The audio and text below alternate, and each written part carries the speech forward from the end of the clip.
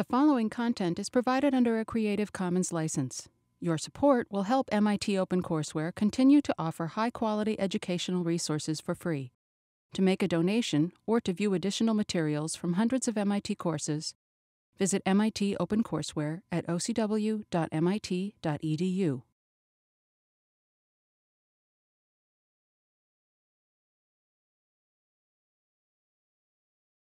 We're going to start. I'm going to tell you why I think that organization of your code is like the bee's knees. It's the coolest thing ever.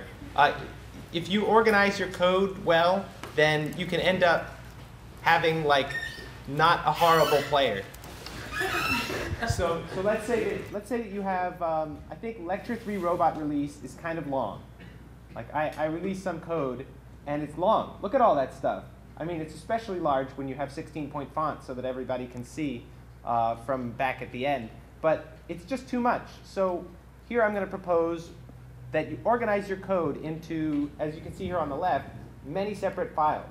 So this is, I think it's Hightow's code. He's one of the devs this year. And you can see here that his robot player, he's got the package name, and he imports some things. And right after that, he's got, he defines these new types like base player, headquarters player, soldier player, and encampment player. And each of these things is part of base player. So you can see here base player is this public abstract class that he defines here. And it has certain things that he wants to use later. And then later when he has other players, like an encampment player, he can just say, OK, I am going to call this public class encampment player extends base player. And now this guy has access to all of this guy's methods. And he's also located in his own convenient place. So I'm going to post some example that shows how to get your code separated in a convenient way if you haven't done that before. But you've got your code separated, and you want to make your life easy. You don't want to code in a way that's going to make it hard for you to make changes and make updates. Stephen Arcangeli, who won Battlecode, I think 2 or 3 years ago, has posted on his blog a description of coding best practices that enabled him to really do well in Battlecode. He did things like make sure that things are in separate files, that they have sub-packages, and that he worked on this framework code most of the time, that he wasn't like trying to just mash out a strategy. He was like building systems that he could reuse and use multiple times. He also made a rapid iteration system so that he could test his code against other ways of running the same code. And today, Aaron is here with me to set up a system for sort of trading code between us so we can work more efficiently. So according to Stephen, he was doing strategy only in the last week of the competition. I mean, the rest of the time, he was basically just writing, navigation code or something, something very basic. And then he would sort of figure out the strategy after watching the tournaments, like the sprint tournament, the seeding tournament. OK, just steal the strategy instead of writing it yourself. Awesome. Yeah, I guess that's one way to do it. So I'm going to go ahead, and I'm going to switch on over to Aaron. And he's going to show how he would set things up to start sending me files in the most efficient way. Hello, I'm Aaron, the less effective lecturer, and I'm going to tell you that the most efficient way to share files between me and Max is Git. Spoiler alert, it's Git. So, right. So I have my directory. It's called user test, but it's the same. It's a Battlecode installation, the same as you guys have. It's bouncing. OK. Anyway, and I have some stuff in here that I want to share with Max, particularly something in the Teams directory, this awesomer player, and I want Max to have it. So how do I get it to him? So first, I made a Bitbucket account. It's free. It's similar to GitHub, except the problem with GitHub is if you want a private repo, you'd have to pay for it. So you'd probably end up using a public repo, which means anybody who can guess your username just has access to all your robots, which makes it even easier for them to steal your code and strategies. It's kind of silly. Bitbucket gives you a private repo with up to 5 users. We only give you 4 users. So Bitbucket's perfect. So you make your Bitbucket account. And then I want to make a repo for Max and I to share code. So I'm going to call it Battlecode example. I want it to be private so that other teams can't steal our stuff. It's going to be Git, because that's what I know how to use. It's going to be Java. I'm going to create it. So this repository, Aaron, this is going to be, on the internet, and so we'll really be able to access it from anywhere. It's also sort of its own backup system, isn't it? Yep. It's backup. It's version intelligent, cross-platform, etc. It's like perfect. Yeah, I was having yesterday or the day before, my computer gave me a bunch of blue screens of death. I think like one of my memory sectors is failing or something. But I wasn't that nervous because we have everything stored online. True story. Okay, so all right, so Git Bitbucket goes ahead and gives me the instructions. So I'm basically just going to follow these instructions. I've already made the directory and I'm already in it, so I don't need to do this. But I want to do, so right now it's not, the installation is not a Git repo, so I'm going to go ahead and make it one. Git init, now it's empty. And then it tells me to add this thing as remote. I'll do that later. OK, so right now it's an empty Git repository. It's not very useful. It's because it's empty. If I use git status, it tells me that it's basically empty. Does it tell me that? No, it doesn't. Hold on. Forgot to do that. Anyway. Yeah, it tells me that there's all these things that are untracked. It's not tracking anything. Hey, and that there's nothing in it. What does it mean when they're tracked or untracked by Git? So it said when I initialized it here that it was empty. So even though there's a bunch of things in this folder, Git doesn't really know or care about them yet, because I haven't told them where they are or what it should pay attention to and what it shouldn't pay attention to. So it's just empty. That's why it's labeled everything untracked, because they're not yet tracked. So let me make some of these things tracked. And by some, I mean only the awesomer player, because that's the only thing I want to give Max right now. So I'm going to do git add, because I want to add it to the list of things that's tracked. I go team/awesomer player/robot player.java. OK, cool. Now it's added. So now if I look at the status, now I have one new file. It's not new. Like I didn't make it, so it's not new with respect to the hard drive, but it's new with respect to Git, because Git didn't know about it before. So, and then these are still untracked. So now to share it with Max, I have to commit this change. Like right now, it's just been added, but it's sort of floating around in space. So commit really solidifies it into a block of changes that I can give to Max. So initial commit, just because that's the best practices name for the first commit. Yeah, you can see here he's put a message with it, so that when we look at the commit logs, we'll be able to see his descriptions of what went on for all the changes all the way back to the beginning. And we'll have all these things posted in the handy-dandy guide. Gosh, I said it again.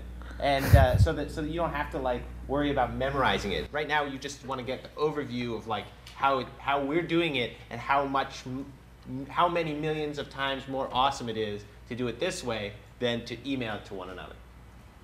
I should mention -a means all, like for everything, and M means give a message here with strings rather than having to type it into an editor. On Windows, if you leave out the M switch, you get Notepad, which is not that big of a deal because it's just Notepad. You just type it in and you hit save and it's okay, and you remember to use the M switch next time. But on Linux, if you forget the M switch, most likely it'll give you Vim, which is so complicated and arcane that it took me many times before I even knew how to close it. So it's like escape :WQ or something.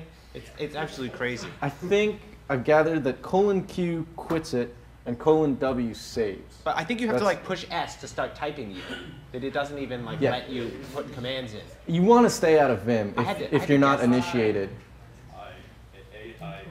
Or capital O or anything like it's your insert code. Just press okay. buttons until you're typing. Got it. Well, I just use the M switch so I can stay out of Vim because it's only for the initiated. I see one question. So do you guys recommend only sharing specific files at a time instead of the entire project? Yes. And I will discuss that eventually, but for now, The only things you want to share are things that you wrote yourself and are changing yourself. But I will discuss more of that in the future. So right now, I just want to share that one specific file. Yeah, let's get it. Come on. OK, so I need to get it onto. So now it's committed. I need to get it onto here. So I do this thing that it tells me to do. Basically, I'm going to add as a remote, like a thing that's not here. It's a remote. It's somewhere else. So the server, I'm going to add one called origin, just because origin is the canonical name for this sort of thing. And then I follow the URL.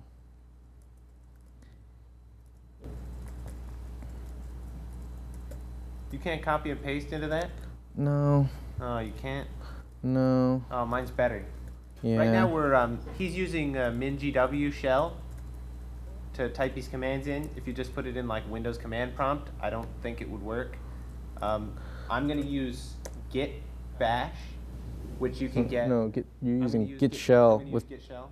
Yeah, which opens Windows PowerShell. And and you can get that online just by Google searching it. Did I? Oh no. Okay, well that means Git remote.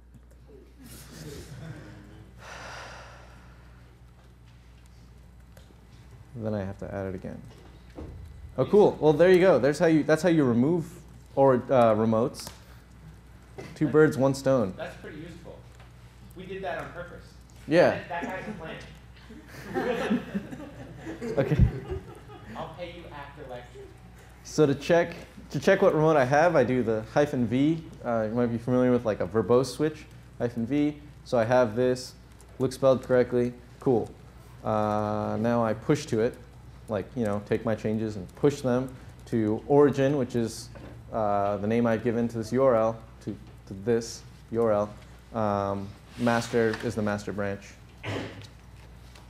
It's going to ask me for my password because I haven't configured SSH correctly, but Bitbucket has instructions for setting this up so that your computers recognize each other and that you don't need to type in the password every time. I just haven't done it yet.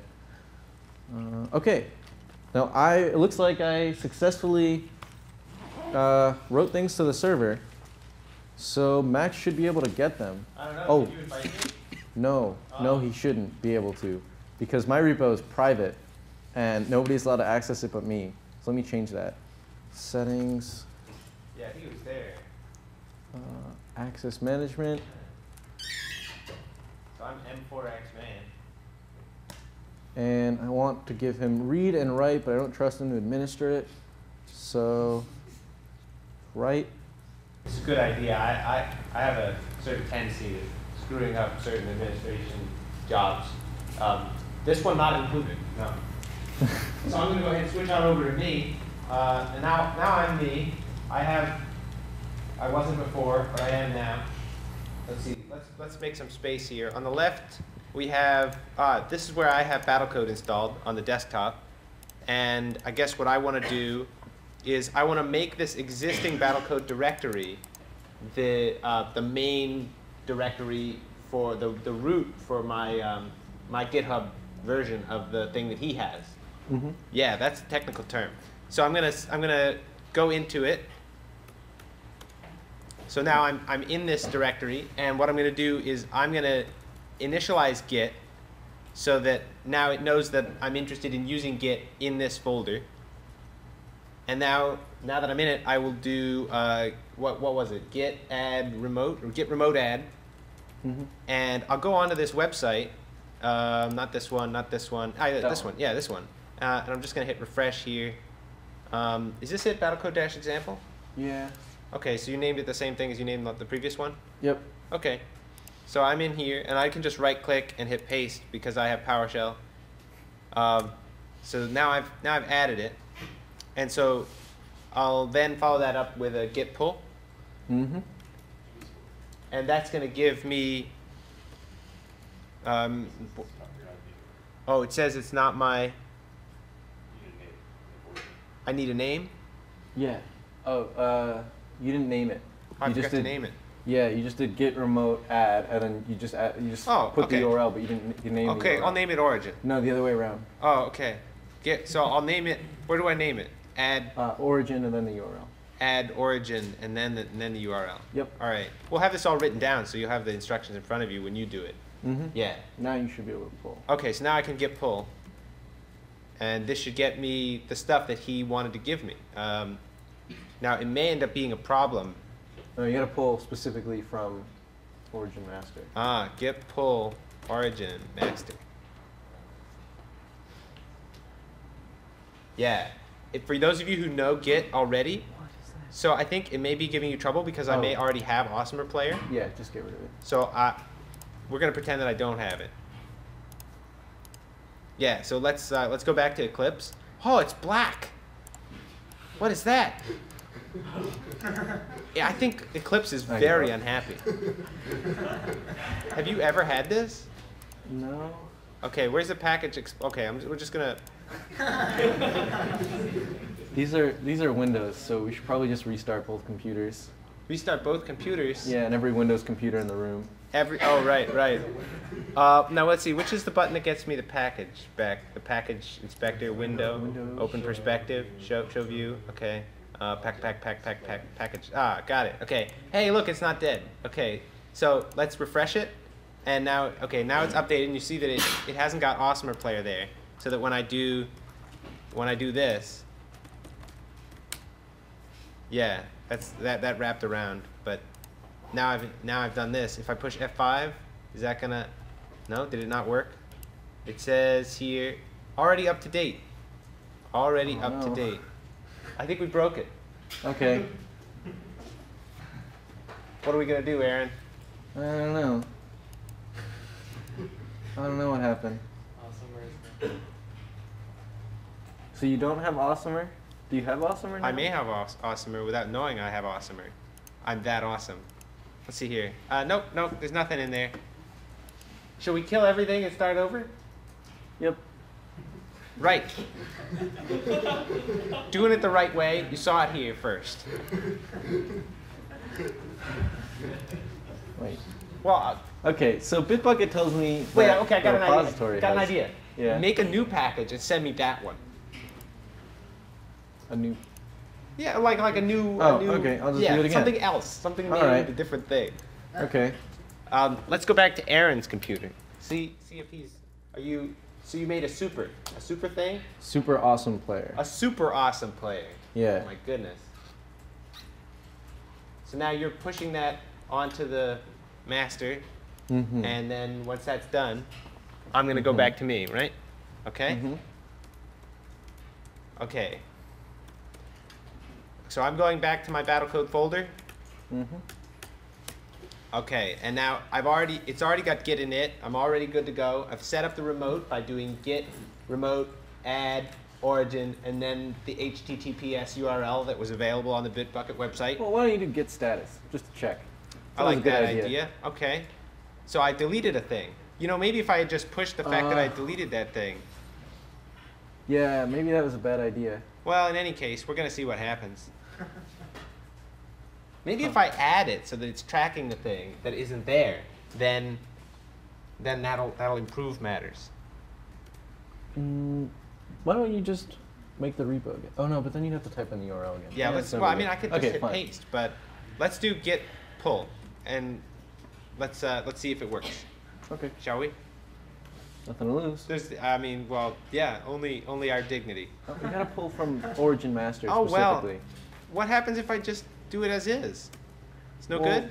You gotta configure it before you do that. It said unpacking objects. I think it did things. Well, it Oh, look at unpacked that. a bunch of objects, but it didn't know where to put them, I think. I didn't know where to put them. Well, I put them somewhere now. It gets- says one gets file complicated. changed. Fussy. It's fussy? I'm fussy. Yeah. We Okay. work together. This is okay, now the thing's there. Yeah. And if we wait 10 minutes, Eclipse will start.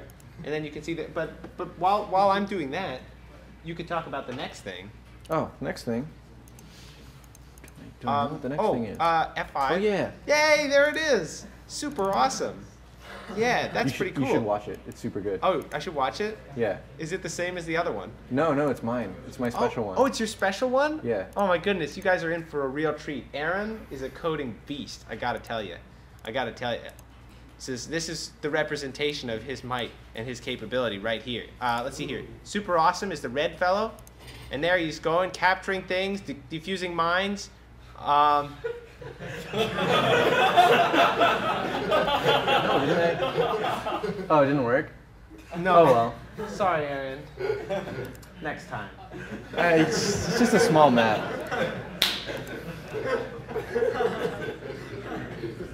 So you were Stupid gonna rush show- strategy, rush OP, etc. Yeah, I mean, I'll tell you what. We'll change the game specs. we'll change the game engine if. Oh, I've player- already done it. Oh, Don't worry. okay. Oh, that makes sense. No, I just didn't get the latest version. The Yeah. Aaron wins all matches version. Yep. Okay. Anyway. What? We want to change your team name to Aaron. From what? What do you mean? Sorry, I don't understand. Okay. It's okay. It's Because then they'll always win. it's got to do with corruption. I'll teach you sometime. Okay. Yeah, I don't know anything about that, of course. So, okay. So I do git status, which is always a good thing to do. Like between every command that you execute, that you ask Git to do, before you should do a status and after you should do a status. Which means that since I wanted to execute status to show you, I should have done git status 3 times. One for the before the git status, one to execute the git status, and one after, just so that you like get a really good feeling for what the status is. And you should actually read it a bunch of times. So git status, that's the command I typed. On branch master, master's a branch, got it. We'll do branches in the lab. Yeah. Untracked files, okay. That's a lot of untracked files. Nothing added to commit, but untracked files present. Okay, nothing added to commit means I haven't done anything, but there's untracked files. That's bad. Okay, so when I tell you status is really important, I mean it, but if like all this red stuff comes up every time you type status, you're gonna start like not paying attention to it. So an important thing to do is to tell Git to ignore these things that I never wanna add. So I just want them to be ignored. So what I do is I open up my favorite text editor, Emacs, and I go to directory, and I make a file called .gitignore, and I no longer exist. Okay, anyway. What? .gitignore. Oh man, Emacs is too clever sometimes. See, because you made this file before the lecture in preparation and then deleted it, but Emacs was like, are you sure you didn't want to not have the thing that you deleted and then looked for later in a different place? And then he said yes. Now it's empty. Okay, cool. So I have this empty file, and to make it ignore like this .installation information, which I'm never going to add to the repo, I just type in .installation information. And then to make it ignore everything in the doc folder, because I'm never going to have to share that with Max because he has it from the installer, just do doc/star, and then version.txt, etc. Or I get this handy dandy one that I've already written and just copy all of it.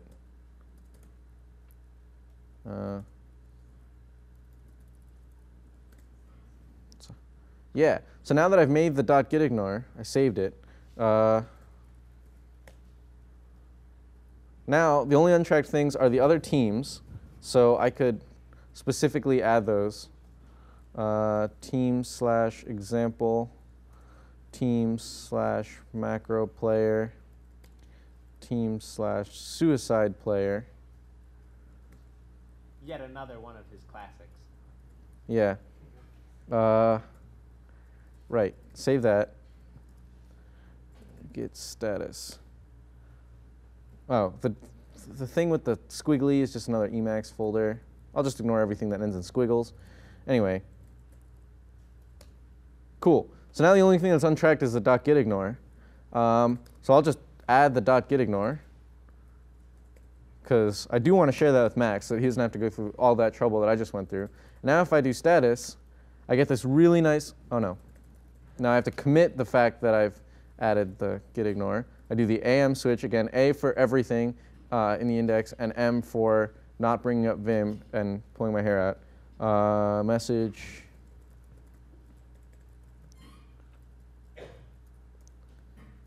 Make a nice commit message so Max knows what this file's for. Okay, now if I do status, wow, words. I get this really clean status. It even says that my working directory is clean, nothing to commit, perfect. So I'll push that to Max so he can get it if he wants. Now I'm going to type in my password again. 1, 2, 3, A, B, C, D, E. So I noticed that we untracked a bunch of things because you didn't want to include them. Yeah. But I was saying before this that it might be convenient for us to just share the whole of everything. Why wouldn't we do that?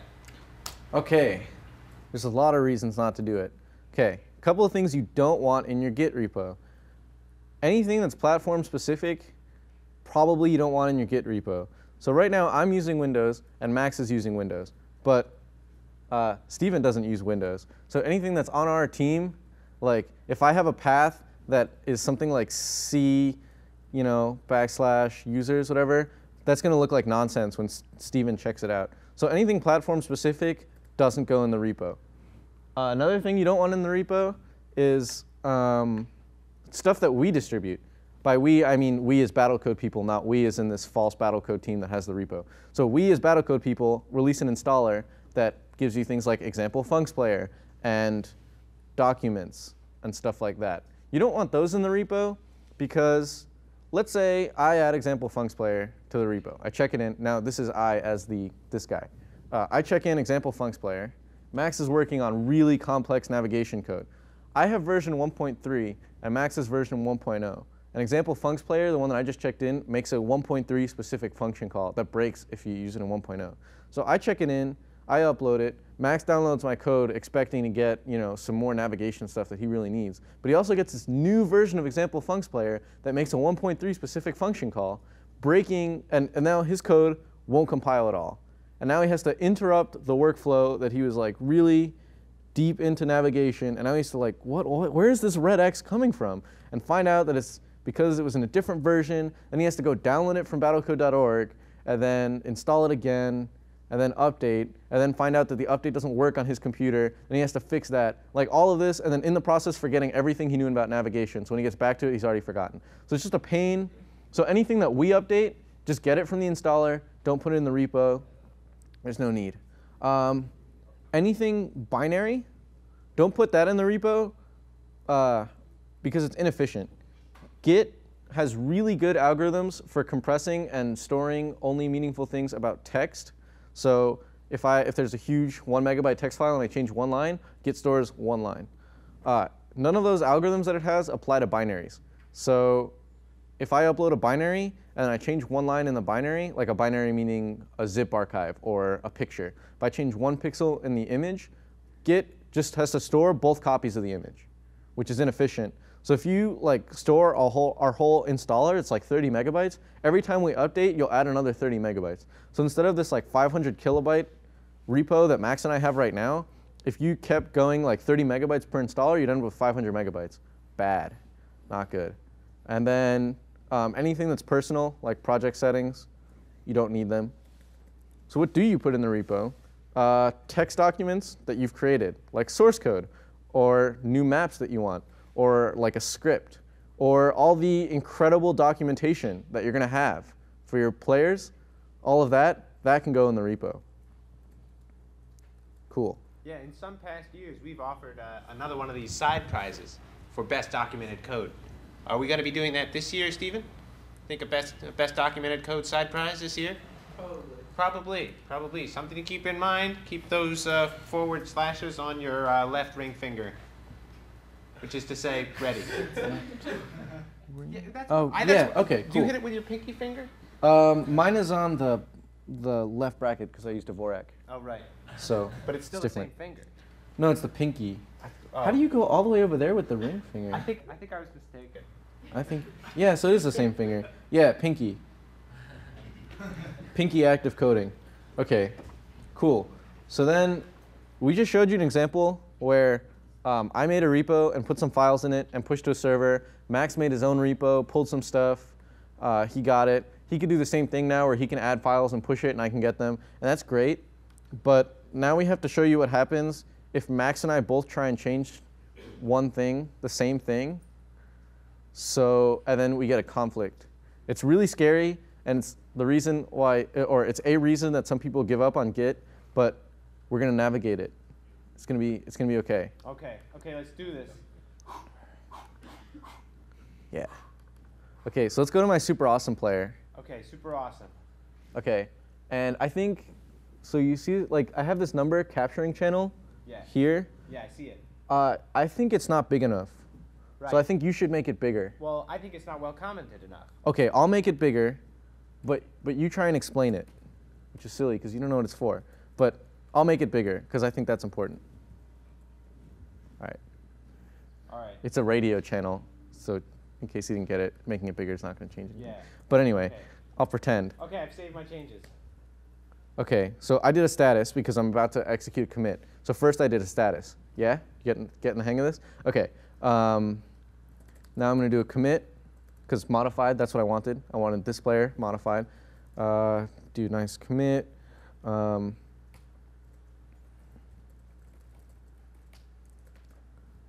Okay, I would use an exclamation mark here, but no exclamation marks in Git commit messages because Bash handles them incorrectly.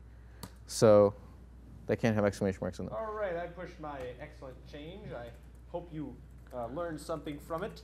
If I may say so, it's a wonderful comment. I think that you really couldn't expect much better. All right, I'm also pushing my change, but wait, didn't work. Why? Updates were rejected because the tip of the branch is behind remote counterpart. Pull. Okay, I think that what that means is that because Max pushed and I tried to push to the same place, Git doesn't like that because then it wouldn't know which is the most recent version. So it tells me to resolve it by pull. A lot of commands, when they give an error, will tell you what command to fix it with. So because I'm about to do a pull, first I'm going to do a status. Okay, that's cool. And I'm going to pull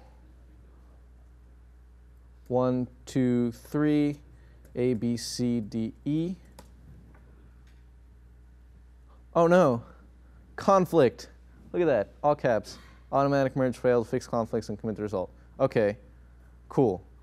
So team super awesome robot player.java had a conflict. So Aaron, I guess it's up to you now to fix that conflict. Yeah, it is. Okay, so I go to robot player.java. Oh man, why don't you do window preferences and change your size to something non-zero? Yeah, man, but I'm so excited about fixing the conflict. It's under general. I want to fix the conflict though. Is this going to fix the conflict? Appearance. Some conflicts have been going on for thousands of years. I think it can wait. Yeah, and then you go to Java. Yeah, okay. It's only like another 16 windows down. A text editor font. There you go. I know. This is terrible. I know. I have to do it every lecture. 16 is a good number. Oh, but let's make it bigger because you have better resolution. His computer's a beast. Let me tell you, it's a pretty darn nice computer. Okay, cool. All right, I've got tons of red. Didn't work. Okay, so the conflict markers are as obvious as they can be. Really big, loud, not part of any programming language, obviously errors that you want to clean up. Nice X's. Okay, so what this is, head is the head of my current stuff. So that's going to be my copy. And then this really long number here is the hash name of Max's commit. So this is Max's thing. Max made a comment, and I changed the number. And so even though I know that all of my changes are going to be superior to anything that Max wrote, Git doesn't know that. So since it's conflicted, it asks me to fix it. In this case, I'll take what Max wrote and add it to mine, and then delete it. Not the other way around, by the way. Everybody's got to have standards. Yeah. Oh, I didn't delete that. Okay. Cool. So now it compiles. Probably still doesn't beat the stupid Rush player OP stuff, IMBA. Still doesn't. It compiles, and now I have to tell Git about the success. Yes. Let us. So I do a commit, but before I do the commit, yeah, getting it yet? Okay. Oh, it deleted Awesomer player. That's what Max did on his computer. And we both modified robotplayer.java pointing with my mouse. I remember. Okay, that's cool. But I fixed it. Bless you. So merge a success cake imminent. Is that the right spelling? It's close. Okay. Okay. And then I push that. Oh, I'm going to get it. I'm going to get it. Git Pull origin master. I'm ready to push this button. And yeah. Cool. So that's a conflict resolution, which happens more than is pleasant, but is not too hard to deal with once you know what you're doing. If we had edited different lines of the same file, there'd be no conflict, because GitHub's so smart about which lines would change and which weren't. So it would just go ahead and it would merge those automatically. All right. So before Max takes my changes and starts messing around with them, I'm going to just mention, but not thoroughly explain, a bunch of super useful Git commands that are, like, if this wasn't enough, then if you go and look up these commands and what they're for, then you'll be convinced that Git is essential. Git checkout, well, git log. Let me do this. If I show you the log, which is something I forgot to do, if you do a status before and after each command, after you're done with the second status, do a log. And log tells you what's happened, pointing with the mouse. OK, right? A bunch of things. Like, this is the whole history of what happened. So git checkout lets you take any of these points in time and set your repository, like your working copy, the copy on disk, to what was here. So if I want to go to what happened before the bigger numbers commit, I could check this out and do git checkout. Git branch, branches, lets you have parallel workflows. It's really smooth. I have this document that I found online that describes a really good, really useful way of using branches. I'll discuss it in the lab. Git reset hard. So commit is like a way of saying these changes are great, they're solid, I like them, keep them. Anything you haven't yet committed can be obliterated by reset hard. So you accidentally RMRF one of your players, or you make some change that accidentally causes a divide by 0 and you have no idea how, and you've spent a half an hour looking for it, and you just you've given up and you just want it gone, git reset hard. Just obliterates anything that's not committed. Stash does the same thing, but puts it somewhere, and then you can take it back off with stash pop. Git K summons a GUI visualizer of the entire history. Just go ahead and summon it. There's our history. There's some diffs, what was changed. This was the merge, how it looks. Great for visualizing stuff if you're not, or even if you are good at reading the terminal. Other commands, diff shows you the difference between two commits. Like if I added comment to message channel, what? I don't remember that. What comment was it? I could do git diff between 31D and the thing before it. Oh, 31D was ambiguous. 1.6. 490 was ambiguous. Make it E36. Cool. And then I get, oh, that's where he deleted awesome player. It looks like he added awesome player, which means I probably specified in the wrong order. And then, yeah, so that's the comment. Cool. So that's diff. Revert makes the inverse of a commit if you want to get rid of one. Bisect lets you do a binary search through your history to find a bug. Like if you find out that you find out like some cache you wrote 3 weeks ago doesn't work anymore, and like it worked when you wrote it, but it doesn't work anymore, but you haven't worked on it at all. So it's clearly like something caused by something else. And you don't, it doesn't work this commit, it doesn't work the commit before. So something you wrote somewhere in the last 3 weeks broke your cache system and you have no idea where it was. Git bisect lets you binary search through your commit history to pinpoint the location of the bug. Look it up. It's like too complicated to be explained in 30 seconds. But it saved me a lot of time once, where I was looking for a bug for like 4 hours. I gave up. Bisect let me find it in 30 minutes. And if I hadn't, well, you know, programmer time. if I hadn't used bisect, I really would have just had to rewrite sections of the engine. Like there was no way I was going to find it. It was something really dumb. Blame does what it sounds like. So if I do git blame on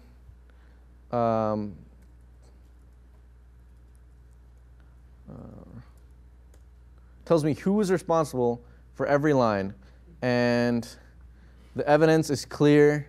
The only person I can blame for super awesome player's loss is myself. There's nothing here except me. It's all me.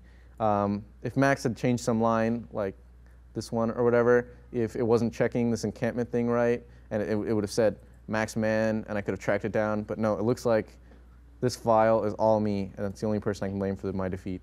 But anyway, blame people. It's great. That's a pretty good summary. It seems like you've talked about quite a lot of functions.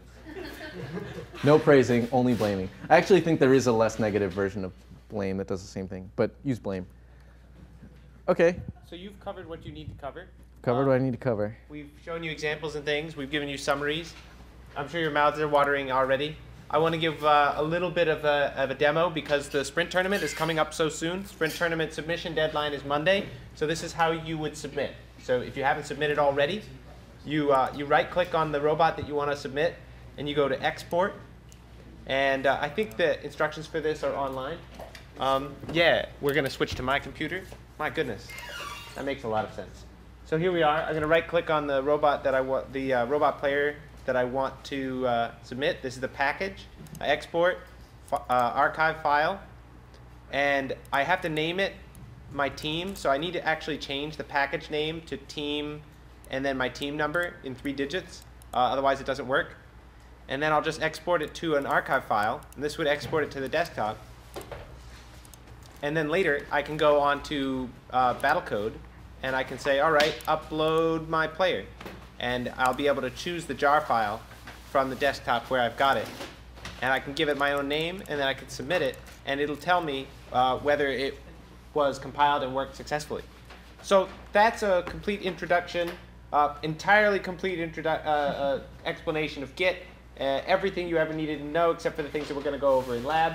No, Aaron's shaking his head. There's a lot to learn, and it only makes your life easier. It only helps, except when it doesn't. So with that, the next lecture is going to be on Swarm, and I'll also cover some topics in debugging. So you're going to watch like robots dancing around in very mellifluous, is that the right word? Well, in any case, they're going to dance in fancy ways, fancy pants dance. And that'll take care of it. So thank you for coming to this lecture. I hope you enjoy the Thai food, and I'll see you tomorrow.